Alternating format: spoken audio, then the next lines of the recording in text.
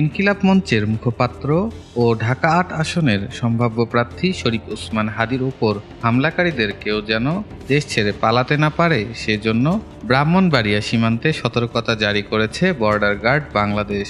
শুক্রবার রাত থেকেই সীমান্ত এলাকায় টহল কার্যক্রম, তল্লাশি অভিযান ও নজরদারি বৃদ্ধি করেছে বিজিপি ২৫ ও ৬০ ব্যাটালিয়নের সদস্যরা।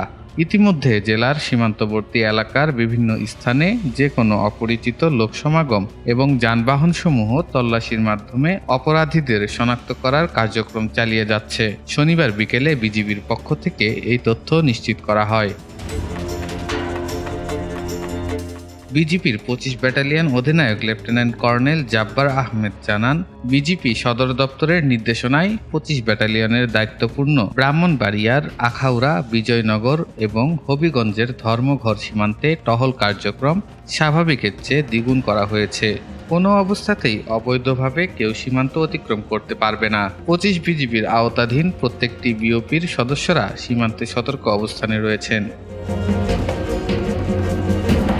কুমিল্লা ব্রাহ্মণবাড়িয়ার দায়িত্বপূর্ণ এলাকা দিয়ে যেন কোনো সন্ত্রাসী সীমান্ত অতিক্রম না করতে পারে সেজন্য বিজিপি নজরদারি ও তল্লাশি কার্যক্রম বাড়িয়েছে বলে জানিয়েছেন ৬০ ব্যাটালিয়নের অধিনায়ক লেফটেন্যান্ট কর্নেল মোহাম্মদ জিয়াউর রহমান।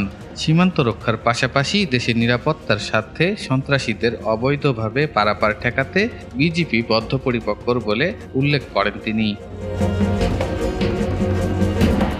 উল্লেখ্য, শুক্রবার দুপুর ২টা ২০ দিকে রাজধানীর বিজয়নগর বক্স কালভার্ট এলাকায় হাদীর উপর গুলি চালায় দুর্বৃত্তরা। মাথায় গুলিবিদ্ধ হাদীকে গুরুতর আহত অবস্থায় ঢাকা মেডিকেল কলেজ হাসপাতালে নেওয়া হয়। বর্তমানে তিনি এভার কেয়ারে চিকিৎসাধীন রয়েছেন।